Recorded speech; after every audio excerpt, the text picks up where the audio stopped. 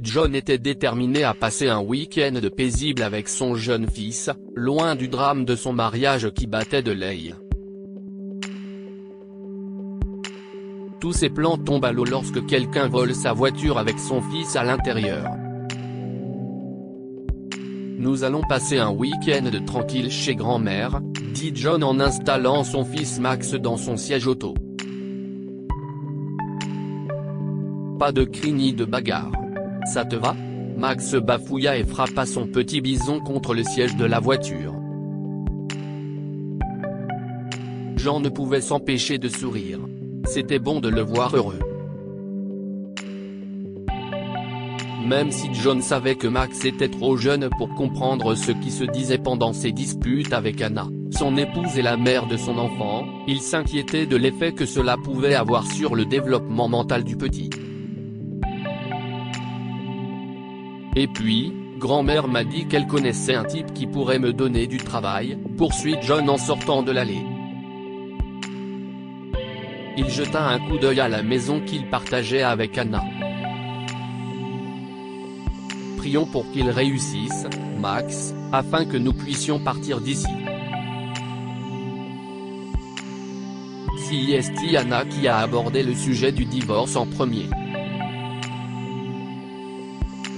Ils s'étaient encore disputés à propos de l'incapacité de John à trouver un nouvel emploi, et Anna avait menacé de prendre Max et de disparaître.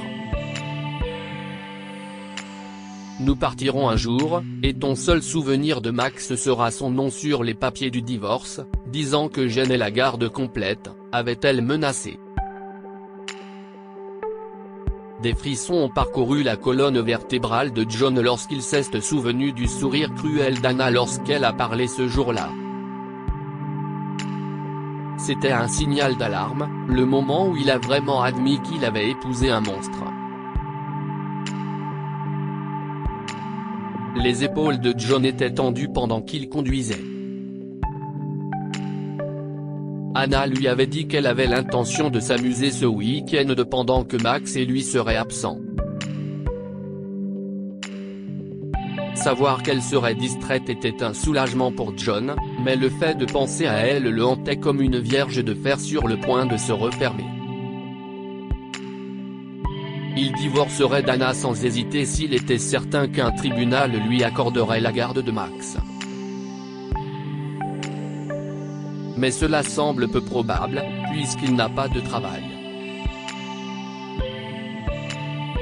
Si seulement je pouvais prouver à quel point Anna est instable. John poussa un soupir. Une fois, il avait pris des photos des objets qu'elle avait cassés dans une de ses colères et l'avait même enregistré en train de crier et d'injurier Max lorsqu'il avait sali sa robe. John respira profondément pour se calmer et s'accorda un moment pour admirer les grands pins qui poussaient d'un côté de la route. Cela n'a pas duré longtemps. Lorsque John a pris le virage suivant, un cliquetis étrange provenant du moteur a attiré son attention. Ce n'est pas bon signe. Il y avait une station-service à quelques kilomètres de là. John décida de s'y arrêter pour essayer de trouver la source de ce bruit. Vous devriez vérifier l'huile plus régulièrement. L'homme brusque de la station-service qui avait aidé John à réparer sa voiture referma le capot. Tout le moteur peut se gripper si vous le laissez tourner à sec. Je la vérifie régulièrement, a répondu John, mais l'homme a levé les yeux au ciel et s'est éloigné. John regarda sa voiture et secoua la tête. N'avait-il pas vérifié l'huile la semaine dernière ? Il n'avait remarqué aucun signe de fuite d'huile, alors que se passait-il ? Au moins, si est-il réparé maintenant. Il soupira et se dirigea vers les pompes pour faire le plein d'essence. Encore 20 minutes et nous serons chez grand-mère, dit-il à Max. J'espère que tu es prêt à être gâté, petit homme. Max était trop endormi pour faire plus que marmonner. Jean se dirigeait vers l'intérieur pour payer lorsqu'il entendit un autre bruit terrible, quelqu'un démarrait sa voiture. Et Jean s'élança vers la voiture qui s'éloignait de la pompe. Max. Les pneus crissèrent tandis que la voiture accélérait rapidement dans la circulation.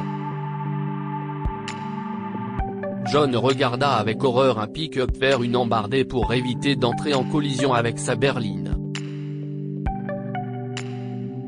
Les klaxons retentissaient et les freins faisaient des bruits assourdissants. John ne pouvait rien faire d'autre que de regarder le voleur s'enfuir avec son fils. John a immédiatement signalé le vol et l'enlèvement à la police, mais il ne pouvait pas rester les bras croisés et attendre qu'il retrouve Max. Il devait faire quelque chose, n'importe quoi. John part sur la route en direction des voleurs. Après avoir couru pendant 1 kilomètre, il a vu quelque chose qui l'a poussé à piquer un sprint. Les aiguilles de pin glissantes lui ont fait perdre pied alors qu'il courait vers sa voiture. Il s'est mis à 4 pattes pour attraper la portière et l'a ouverte en tirant dessus. Max n'était plus là. Non, non, mon Dieu, non. John monta à l'arrière pour fouiller dans les couvertures qui entouraient le siège de la voiture, juste au cas où. C'est ainsi qu'il a découvert la demande de rançon. John pressa la note contre sa poitrine et pleura. Que doit-il faire? Après des mois de chômage, il n'a plus qu'une centaine de dollars sur son compte en banque. Pourrait-il vendre sa voiture? Et sa maison? Une légère odeur persistait dans la voiture, quelque chose de musqué et de familier. John sortit de la voiture et regarda la route dans les deux sens. Il devait faire quelque chose.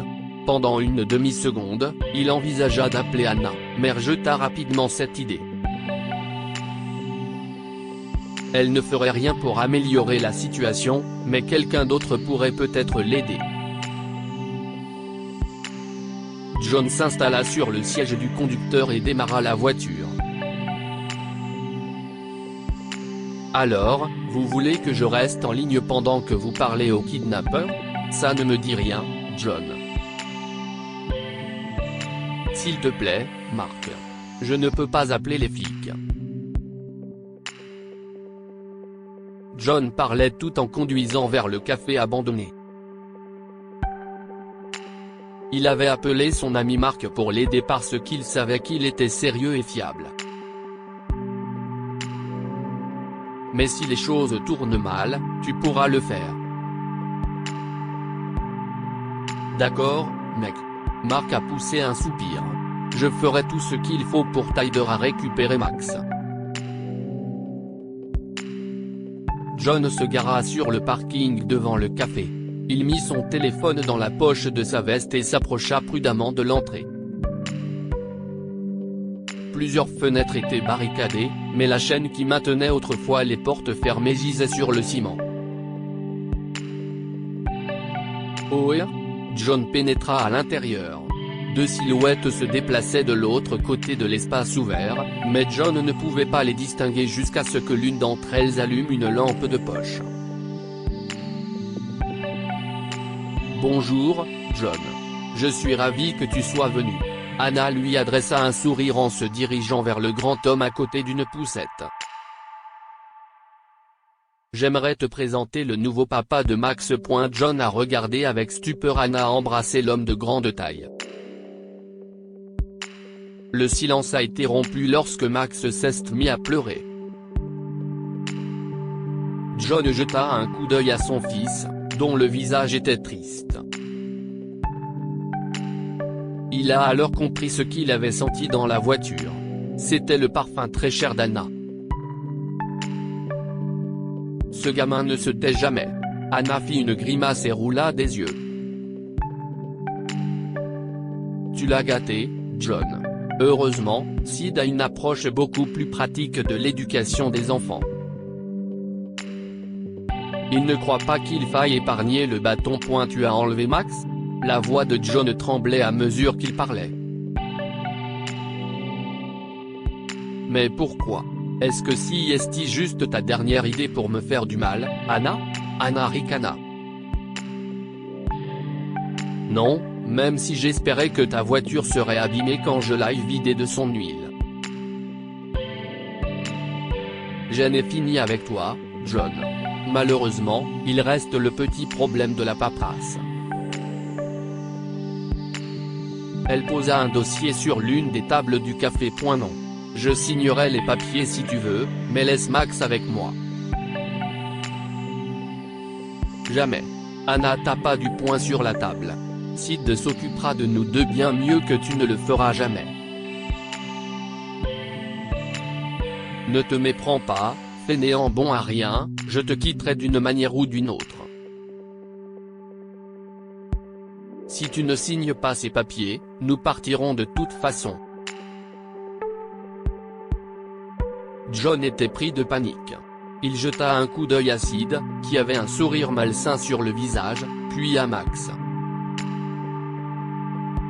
Anna l'avait effrayé, et il était maintenant rouge de colère et pleurait à chaudes larmes. John devait faire quelque chose pour le sauver. Tu ne m'as jamais dit que ton enfant était un vrai rabat-joie. Sid fronça les sourcils en regardant la poussette. Mets-lui une tétine dans la bouche ou quelque chose comme ça.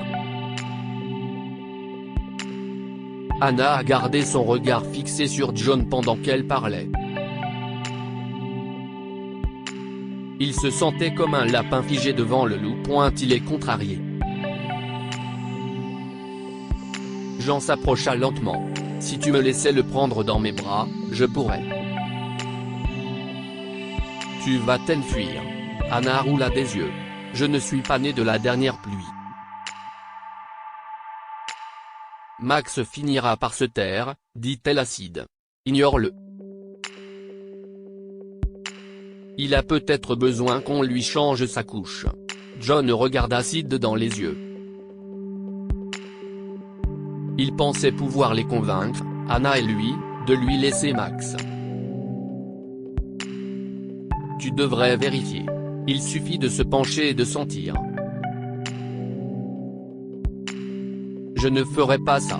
Sid s'éloigna de la poussette et se tourna vers Anna. Est-ce qu'on est vraiment obligé d'amener le morveux avec nous ? On s'amusera beaucoup plus si on est juste tous les deux, chérie. Je veux le garder, dit Anna en faisant la tête. Si est-moi qui l'aille porter dans mon ventre. Il est à moi, et je ne renonce pas à ce qui est à moi. John devait changer de tactique. Sid s'était éloigné de la poussette et John pourrait peut-être attraper Max s'il s'approchait suffisamment. Il saisit une chaise qui traînait sur le sol et la lança sur la table où Anna avait placé les papiers du divorce. Quand Anna et Sid ont reculé, John s'est précipité pour attraper Max. Alors qu'il soulevait son fils de la poussette, une main se referma sur le biceps de John. Il serra Max plus fort et essaya de se dégager de l'emprise de Sid. Quelque chose a frappé sa jambe assez fort pour mettre John à genoux, puis des mains ont arraché Max de son emprise. « Je t'aime, Max », murmura John. Il regarda les joues rouges et les yeux tristes de son fils et sentit son cœur se briser. Reverra-t-il un jour son bel enfant ? John leva les yeux vers les policiers qui faisaient irruption dans le café à travers un flot de larmes. Il entendit Anna crier et vit l'un des policiers plaquer Sid au sol lorsqu'il tenta de s'enfuir. John berça son fils dans ses bras tout en sortant son téléphone de sa poche. « Merci, Mark », dit John. « Tu nous as sauvé la vie. Je suis content qu'il soit arrivé à temps, mon frère », a répondu Mark. Anna et Sid ont été arrêtés pour enlèvement. Des charges supplémentaires ont été ajoutées plus tard lorsqu'il s'est avéré que Sid était impliqué dans des activités suspectes. Même s'il savait qu'Anna était derrière les barreaux, John ne pouvait supporter l'idée de retourner dans la maison qu'il partageait avec elle. Il a vendu la maison et s'est temporairement réinstallé chez sa mère. Celle-ci était très heureuse de l'accueillir avec Max, surtout lorsqu'elle a appris ce qu'il avait enduré en venant lui rendre visite. Un jour, elle lui a dit « Concentre-toi sur le fait de mettre ça derrière toi maintenant. Mon ami Théodore sera là demain. Il veut prendre sa retraite et a désespérément besoin d'embaucher quelqu'un pour gérer son entreprise. Il est impatient de te rencontrer. » John a simplement hoché la tête. Il donnait de la compote à Max et, honnêtement, il était trop traumatisé par tout ce qui s'était passé avec Anna pour penser au travail. Une partie de lui voulait construire une cabane dans les bois et disparaître à jamais avec Max. Néanmoins, il a rencontré Théodore et lui a parlé de son ancien emploi de gérant de restaurant.